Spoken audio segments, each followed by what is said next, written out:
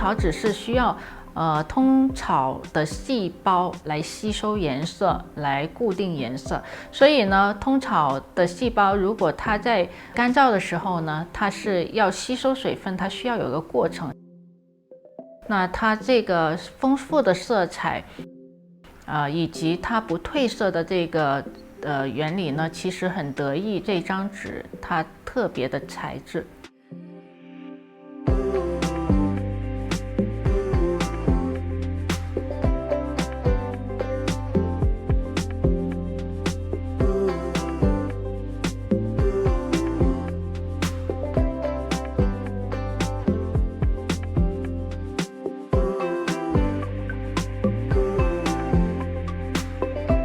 过去的通草画，它最主要是一个记录广州风土人情、风土风物的一个作品。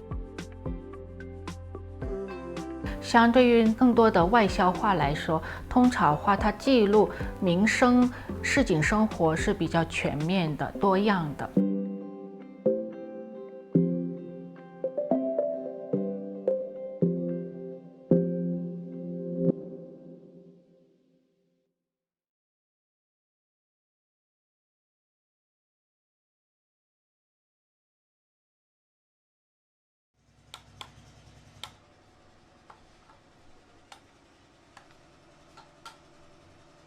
म हस्तकला बुट्टा काम गर्छु अनि 15 वर्ष भयो मैले काम गरे अनि मैले श्रीमानसितै सिकेको हो। अब त्यतिकै बस्नु भन्दा अब फुर्सदको बेला अब सिक्यो भने आफूलाई अलिअलि फाइदा हुन्छ।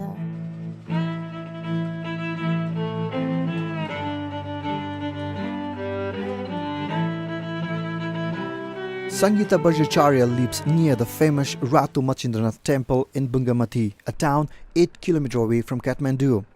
More than a decade ago, she started wood carving as a part-time job in this ancient town, a profession generally taken by men.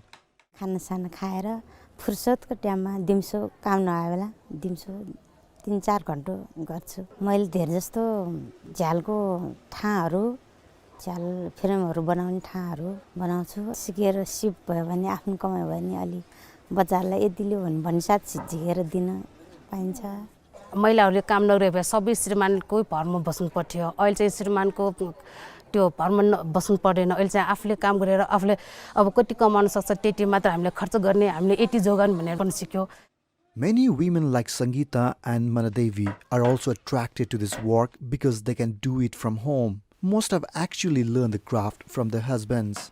पहिला भन्दा त महिलाहरूको उपस्थितिमा पनि अहिले राम्रै छ। पहिला त 1-2 जना मात्र हुन्थ्यो भने अहिले चाहिँ झन्डै हाम्रो बुङमतीमा 10-15-20 जना भन्दा बढी होला। Carvers here earn anywhere between 1,500 to 50,000 Nepalese rupees depending on the type of carving they do. There is also a mix of some families preferring to not teach their children the craft, while others feel it's important to pass on the skill. बच्चाहरूलाई चाहिँ सिकाएको छैन, time पनि हुँदैन।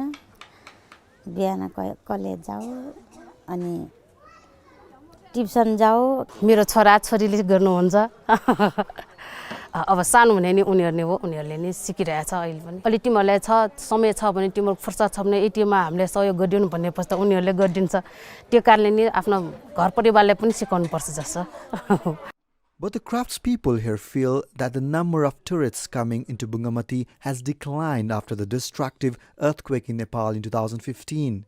They hoped that the reconstruction of one of the major temples, Ratu Machindranath, would revive the wood carving business. But the temple work was halted. With Nepal aiming to boost its tourism in 2020, those women say more training could help them better present this ancient craft to the world.